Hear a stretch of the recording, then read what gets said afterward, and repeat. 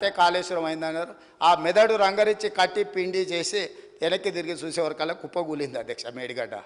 మేడిగడ్డ కాస్త మేడిపండు అయింది. అందుకే మేము 80,000 పుస్తకాలు చదివినామని అతి తెలివితేటలు ఈ ప్రభుత్వం ప్రదర్శించదలుచుకోలేదు. ఏ పని ఎవడు చేయాలనో వాడే చేయాలా. గాడిద పని గాడిదనే చేయాలి, కుక్క పని కుక్కనే చేయాలి. కుక్క పని గాడిద చేస్తే నడ్డిరిగిందని వెనకటికి తెలుసు కదా అధ్యక్ష మీకు. అట్లయితుంది, కాలు ఎరిగినట్టు నడ్డి ఇరుగుతుంది అధ్యక్ష. అట్లాంటి తప్పులు మేము చేయదలుచుకోలేదు. నా ఉద్దేశం అది కాదు. నేను పరిపాలన అనుమతి ఇవ్వగలను, నాకేం కావాలనో చెప్పగలను యాజ్ ఏ స్టేట్ హెడ్. దాంట్లో ఎవరు ఉంటే ఇప్పుడు మనం ఇల్లు కట్టుకుంటే స్ట్రక్చరల్ ఇంజనీర్ స్ట్రక్చర్ ఇస్తాడు, సివిల్ ఇంజనీర్ సివిల్ ఇస్తాడు, అదర్ ఇంటీరియర్స్కు ఆర్కిటెక్ట్ ఇంటీరియర్ డిజైనర్ ఇంటీరియర్స్ ఇస్తాడు. ఏ పని ఆ పని చేస్తారు అధ్యక్ష, ఎవరి పని వాళ్ళు చేస్తారు. అట్లనే మూసీ రివర్ డెవలప్మెంట్ ఫ్రంట్కు 1,50,000 కోట్లు 1,50,000 కోట్లని తోకదగిన బల్లిలాగా దుంకులాడుతున్నాడు అధ్యక్ష. ఇంతవరకు అంచనాలే రాలే. నేనేం చెప్పినంటే రాబోయే 5 సంవత్సరాలలో ఈ హైదరాబాదు నగరాన్ని అభివృద్ధి చేయడానికి 1,50,000 కోట్ల రూపాయలతోని మేము అంచనాలను ప్రతిపాదిస్తున్నాము. నేను చెప్పిన 1,50,000 కోట్లలో అవుటర్ రీజనల్ రింగ్ రోడ్కే దాదాపుగా 35,000 కోట్లు అవుతాయి అధ్యక్ష. కేంద్ర ప్రభుత్వం ఒకవేళ ముందుకు వచ్చిస్తే 50% వాళ్ళు ఇస్తారు అధ్యక్ష. భూసేకరణ కూడా కేంద్ర ప్రభుత్వం 50% ఇస్తుంది అధ్యక్ష. రేడియల్ రోడ్స్ వేస్తే ఒక 15,000 కోట్లు అవుతుంది అధ్యక్ష. మెట్రో రైలు విస్తరించడానికి ఇప్పుడున్న 78 కిలోమీటర్ల మెట్రో విస్తరణ కోసం మనకి 24,000 కోట్ల రూపాయలు అవుతుంది అధ్యక్ష. ఇవాళ సుంకిశాల నుంచి ఇతర ప్రాంతాల నుంచి నగరానికి అవసరమైన తాగునీళ్లు తీసుకురావడానికి మనకు 2,000 కోట్లు అవుతుంది అధ్యక్ష. గోదావరి జలాల నుంచి ఉస్మాన్ సాగర్ హిమాయత్ సాగర్కు నీళ్లు తీసుకురావాలంటే ఒక 7-8,000 కోట్ల రూపాయలు అవుతుంది అధ్యక్ష. ఇవన్నీ కాంక్రీట్ ప్రపోజల్స్ అధ్యక్ష. సిటీలో కూడా స్ట్రాటజిక్ రోడ్స్ కానీ లేకపోతే రోడ్డు డెవలప్మెంట్ అథారిటీలో వివిధ రోడ్లను విస్తరించడానికి కానీ అవసరమైతే కొత్త రోడ్లు వేయడానికి కానీ ప్రణాళికలు చేస్తున్నాం అధ్యక్ష. నిన్నగాక మన వచ్చిన మొదటి 100 రోజులు ఎక్కడేముందో వీళ్ళు ఏడ గుంతలు దోయిపోయారా గుంతలు చూసుకునికే సరిపోయింది. 100 రోజులు పార్లమెంట్ ఎన్నికలు అయిపోయింది. మేము పని మొదలుపెట్టింది ఎన్ని రోజులు అయింది అధ్యక్ష. ఏదో మేము మంచి ఆలోచనతో పోతుంటే అప్పుడే అంత అయిపోయినట్టు. 10 ఏళ్ళు ఏళ్ళనోడు 7 లక్షల కోట్లు చేసి పారిపోతే 10 నెలలు కూడా కాలేదు అధ్యక్ష. వాళ్ళు చేసిన అప్పులకు మిత్తిలు మేము 43,000 కోట్లు కట్టినాం అధ్యక్ష. అయినా ఇంకా ఏందో సాధించాలని ఏంది అధ్యక్ష తాపత్రయం, ఏందా బాధ? ఎప్పటికీ మీ దగ్గరనే ఉంటుందా? మీరే గిట్ల దివాలగాలు మీరే గిట్ల అనుకుంటే నిజాం ఎంత బాధపడి ఉండాలి అధ్యక్ష.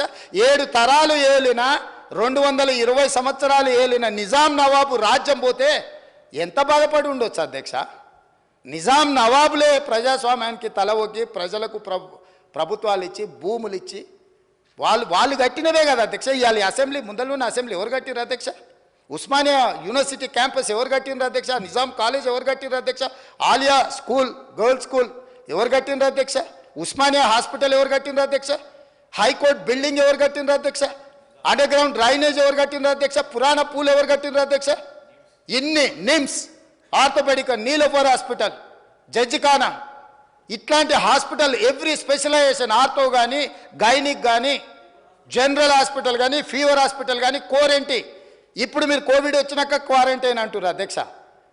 వీళ్ళందరూ పుట్టకముందే నిజాం గుర్తించి ఇట్లాంటి రోగాలు వస్తాయని quarantine hospital Niloufer hospital Nallakunta దగ్గర తెలుసు కదా అధ్యక్ష, మనం చూసిందే కదా. అది కోరెంటీ అని అంటారు. ఏంది అధ్యక్ష క్వారంటైన్ అంటే? ఏవైనా జబ్బులు వచ్చినప్పుడు చిన్నపిల్లలకి ఏదైనా ఇబ్బంది వచ్చినప్పుడు ఆ అంటువ్యాధుల నుంచి దూరం పెట్టడానికి ఆ క్వారంటైన్ హాస్పిటల్ నిజాం కట్టించింది అధ్యక్ష. నీలోఫర్కి ఇట్లా ప్రతి hospital any specialisation. Cancer Vikarabad, TB hospital కోసం वकाराबाद का हवा लाखों की दवा उताई है ना, खाली हवा से అన్ని ఆలోచనలతోని మెడిసినల్ ప్లాంట్స్తోని నీకు ఒక మంచి అర్బన్ ఫారెస్ట్ ఇచ్చిపోయింది అధ్యక్ష నిజాం. ఇన్ని అద్భుతాలు ఉన్న నగరం అధ్యక్ష ఇది. ఈ అద్భుతాలు ఉన్న నగరంలో మనము ఎంతో కొంత దాన్ని చెడగొట్టకుండా దాన్ని నిలబెట్టాలని మేము ఆలోచన చేస్తుంటే, ఓవేళ చదువుకొని ఉండొచ్చు అమెరికాలో, ఆ చదువు చెడగొట్టడానికి ఎందుకు వాడాలి అధ్యక్ష? మంచి కోసం వాడవచ్చు కదా. ఇప్పుడు మనకు ఒకవేళ చదువు ఉంది, అవగాహన ఉంది, ఏదైనా ఉందా అనుకోండి అధ్యక్ష, మీకు చిన్న మాట చెప్తా అధ్యక్ష. మన అనుకోకుండా బట్టల షాప్ కొని ఏదో కొనుక్కుందామని అండర్వేర్ డ్రాయర్ తీపిస్తే వాడు మంచి ఇంగ్లీష్లో మాట్లాడుతుండు. నేను అడిగినా ఇంత మంచి ఇంగ్లీష్ ఉండి అండర్వేర్ డ్రాయర్ అమ్మే పని ఏం చేస్తున్నావు అంటే, నేను కూడా కేటీఆర్తో పోటీ వాడి మాట్లాడగలను సార్, మాటలు నాలెడ్జ్ కాదు, లాంగ్వేజ్ నాలెడ్జ్ కాదు, నాలెడ్జ్ వేరు లాంగ్వేజ్ వేరు, లాంగ్వేజ్ ఈజ్ ఓన్లీ కమ్యూనికేషన్ కోసం ఉండేది అంటే.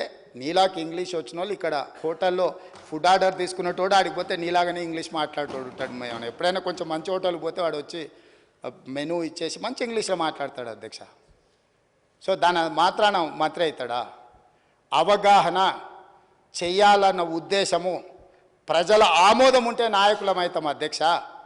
ఆశపడితేనో ఎదురుగున్నోళ్ళను అవహేళన చేసినట్టు మాట్లాడితేనో కుదరదు అధ్యక్ష.